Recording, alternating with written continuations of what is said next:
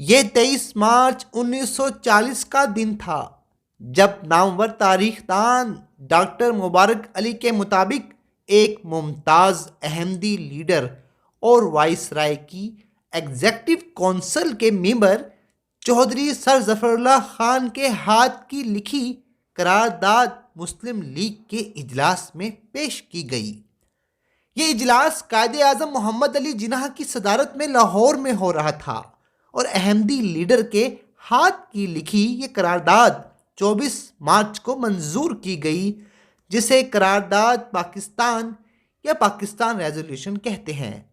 یہاں سے احمدی کمیونٹی کا پاکستان بنانے کے لیے وہ عظیم الشان کردار شروع ہو جاتا ہے جس نے تحریک پاکستان کی مخالف اسلامی جماعتوں کے پاکستان بننے کے بدترین مخالف مولویوں کے دلوں میں حسد اور نفرت کی آگ خوب بھڑکائی، یہاں تک کہ پاکستان بنانے میں اہم ترین رول ادا کرنے والی احمدی کمیونٹی کو آج پاکستان میں نفرت کا نشان بنا دیا گیا ہے، بلکہ اکثر اوقات احمدی کمیونٹی کے لوگوں پر ظلم و ستم کے پہاڑ بھی توڑے جاتے ہیں۔ پاکستان کے بانیوں میں سے ایک پاکستان کے پہلے وزیر خارجہ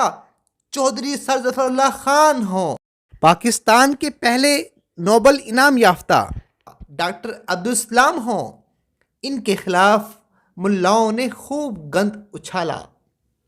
اور یا اب ہونہار سابق پولیس افسر اور ایڈوائزر FIA اللہ بخش ہوں، ان کے خلاف شدید احتجاج کیا جا رہا ہے کہ حکومت نے انہیں میرٹ پر کیوں تعینات کیا ہے۔ یعنی ان مولویوں کا کہنا ہے پاکستان میں رہنے والے احمدی بچوں کو پڑھ لکھ کر اچھی نوکریاں کرنے کا بھی حق نہیں ہے۔ یاد رہے، جب ایسا کچھ سلوک انہی مولویوں کی سوچ والے ہندو انتہا پسند ہندوستان میں مسلمانوں کے ساتھ کرتے ہیں تو یہ اس وقت منافقت کا بھرپور مظاہرہ کرتے ہوئے پاکستان کی سڑکوں پر نکل کر احتجاج کر رہے ہوتے ہیں۔ ایک اندازے کے مطابق 1953 سے لے کر آج تک سینکڑوں احمدیوں کو قتل کیا جا چکا ہے، ان کے گھروں کو آگ لگائی گئی اور عبادت گاہوں پر بھی حملے ہوتے ہیں۔ دنیا کے 195 ملک اور 57 اسلامی ملکوں میں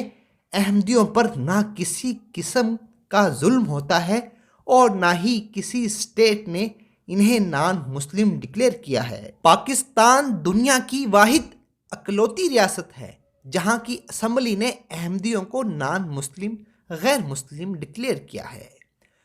اور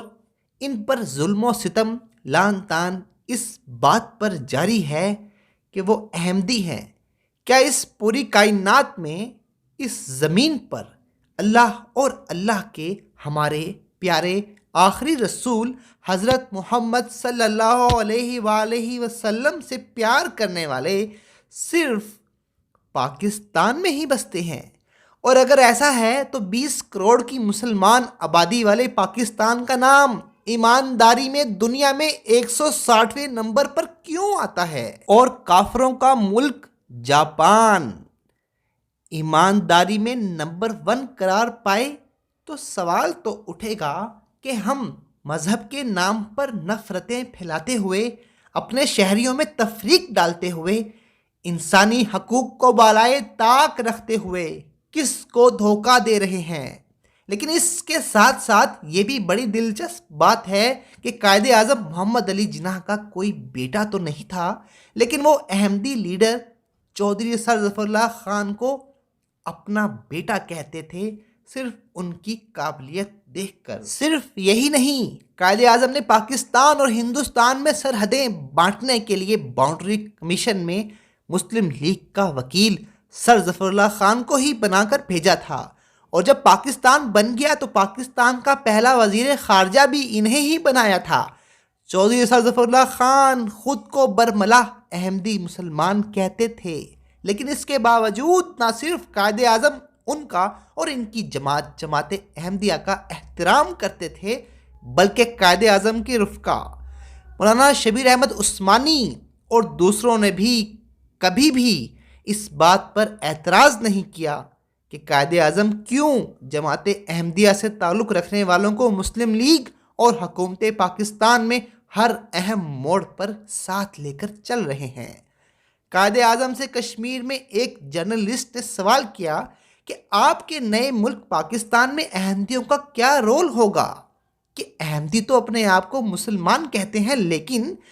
کئی مسلمان احمدیوں کو کافر کہتے ہیں۔ تو اس پر مبینہ طور پر قائد اعظم نے جواب دیا، جو خود اپنے آپ کو مسلمان کہتا ہے تو میں کون ہوتا ہوں اس کو کافر کہنے والا۔ لیکن آج قائد اعظم کے پاکستان پر وہ مولوی قابض ہو چکے ہیں جو پاکستان بننے کے خلاف تھے۔ جماعت اسلامی کے مولانا مودودی پاکستان کو پلیدستان کہتے تھے۔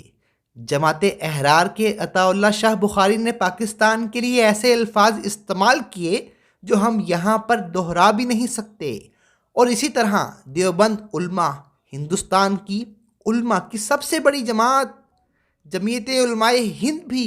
تحریک پاکستان کی بدترین مخالف اور دشمن تھی، جنہوں نے قائد اعظم پر بھی کفر کے فتوے لگائے تھے۔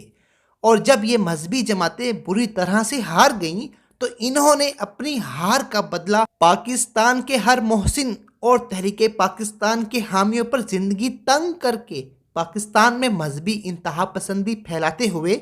پاکستان کو دنیا بھر میں بدنام کرتے ہوئے بدلہ لیا۔ یہی وجہ ہے کہ ہم آج قائد اعظم کے لبرل اور عزت دار پاکستان میں نہیں بلکہ پوری دنیا میں نہایت حقیر طور پر انگریزوں کی IMF کے ٹکڑوں پر پلنے والے ملک کے طور پر جانے جاتے ہیں۔